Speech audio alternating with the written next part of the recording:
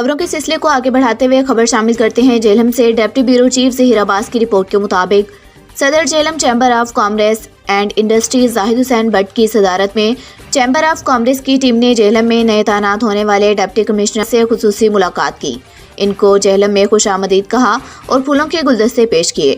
وقت میں سینئر نائب صدر سیف ریاض، سابق صدر کوثر ناہید انور، سابق صدر Umar Mushtaq Burgat, chairman UVG group Chaudhry Saeed Ahmed, member FPCCI Ishaq Dar, deputy secretary Sheikh Waqar Zeeshan Jarrar, executive member doctor Sohail Imtiaz, executive member, سابق ایگزیکٹو ممبرز میں حافظ مقصود شفیق، زاہد عمران چوہان، عبدالغفور بٹ اور راجہ سجاد اختر کے نام شامل ہیں۔ میڈیا نمائندگان ظہیر عباس اور نعیم اختر نے بھی ڈپٹی کمشنر جہلم کو پھولوں کے گلدستے پیش کیے۔ یہ ملاقات انتہائی خوشگوار ماحول میں ہوئی۔ صدر Jhelum chamber of commerce Zahid Hussain but نے ڈپٹی کمشنر جہلم کو چیمبر آف کامرس دفتر میں آنے کی دعوت دی۔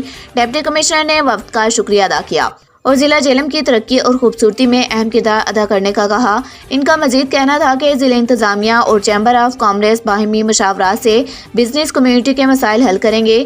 اس کے ساتھ ساتھ انہوں نے اس بات کا اعتراف بھی کیا کہ بزنس کمیونٹی کا ملکی معیشت میں اہم کردار ہے۔